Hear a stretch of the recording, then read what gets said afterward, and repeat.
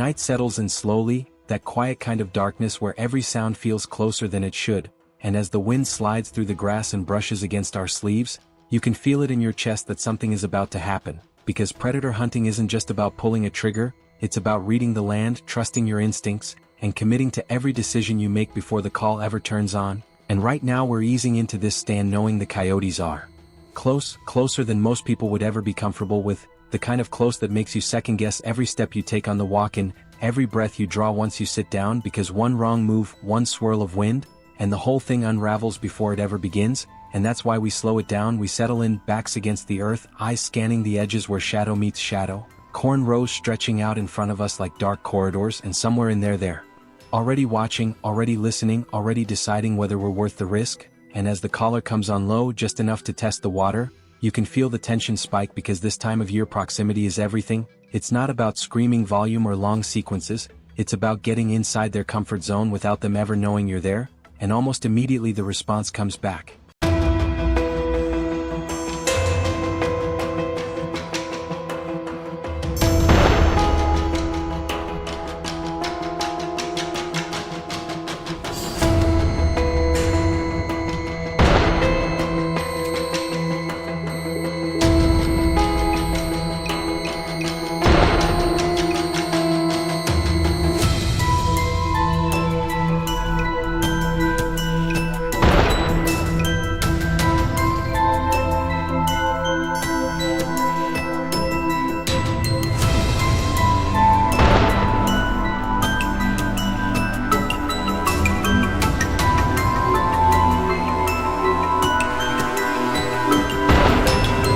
Howls breaking the silence so close it makes your stomach tighten, not a distant answer but right on top of us, inside that invisible bubble where there's no room for mistakes. And that's when you realize we didn't call them in, we walked in on them, we slipped right into their world, and now it's a chess match played at 10 yards instead of 300, and everyone freezes because you can hear movement, light footsteps cutting through grass, bodies shifting just out of sight, and the adrenaline hits hard, the kind that makes time slow down while your heart tries to beat its way out of your chest, and you glance left, then right, seeing nothing but feeling everything, knowing there could be a coyote 2 steps away and you'd never know until it's too late. And that's what makes these encounters unforgettable, because this isn't long-range glassing or comfortable setups. This is raw, close, personal predator hunting where the margin for error is measured in inches, and when they finally reveal themselves, slipping through the rows, popping out where you least expect it, everything happens at once, whispers turn urgent, movements become deliberate, rifles come up slowly, painfully slow, because speed will betray you, and in that moment before the shot,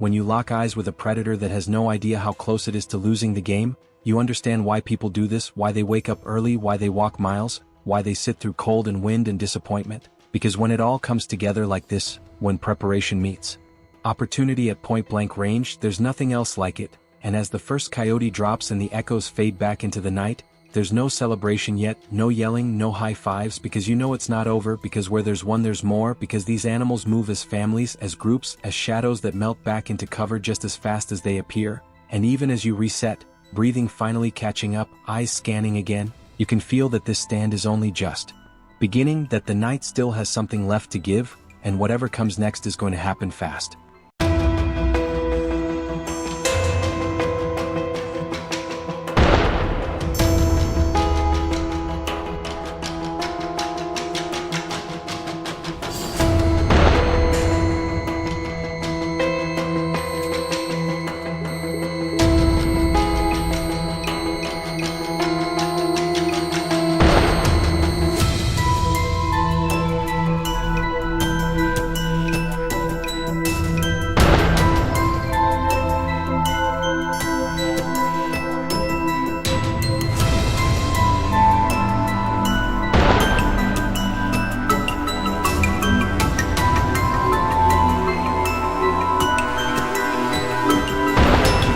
The night keeps rolling forward and the adrenaline never really fades, it just settles deeper into your chest as the field stretches out in front of us and the echoes of the last stand are still hanging in the air, that metallic silence after the chaos where everyone is breathing a little harder and replaying every second in their head, and you can feel it in the way nobody talks right away because moments like this deserve a pause, a chance to sink in, and then someone finally breaks it with a quiet laugh or a low, "Yeah, that just happened," and we're already moving again, dragging one coyote from the same spot where another one dropped only 5 minutes ago, the grass still pressed down, the ground still warm from the scramble, and it's one of those scenes that reminds you how fast everything unfolds out here, how quickly calm turns into controlled chaos, how you can be sitting still for 20 minutes listening to nothing but wind and insects and then suddenly everything is happening at once, shapes materializing out of the dark, eyes locked in, bodies moving with purpose, and your focus narrowing down to one single point while everything else fades away.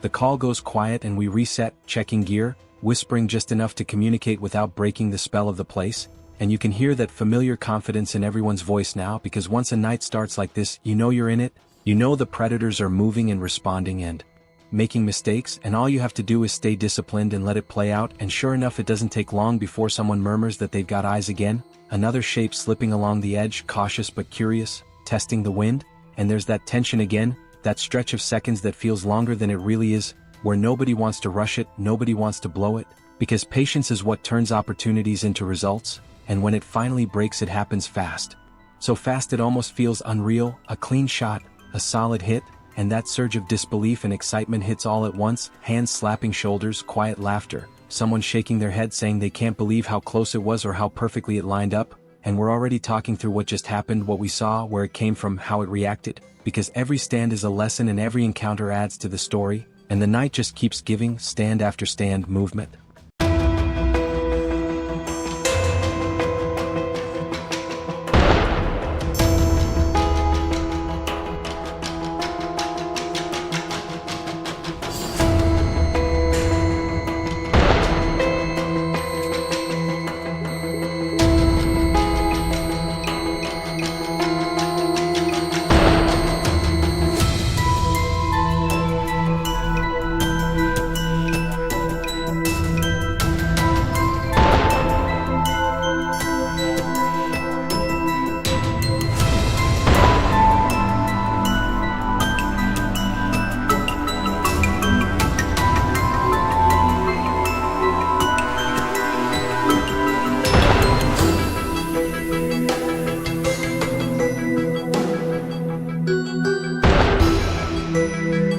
After movement, some quick, some tense, some slipping away into the dark, but all of it building into this long, unforgettable run where fatigue mixes with excitement and you lose track of time, lose track of how many times you've reset and called and moved and waited, until eventually the pace slows and you realize you've wrung everything you can out of the night, and you stand there for a moment looking out over the field, listening to the quiet return, knowing that this is why you do it, not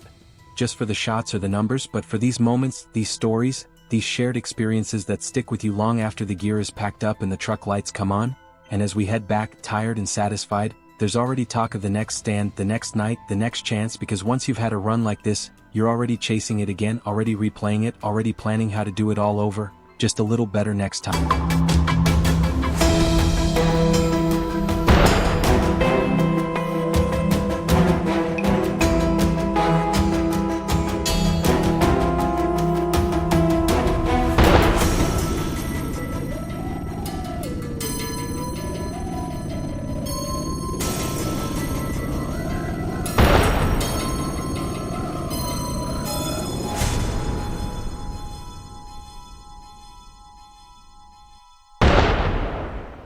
If you'll enjoy this video, please like and subscribe my channel for more information.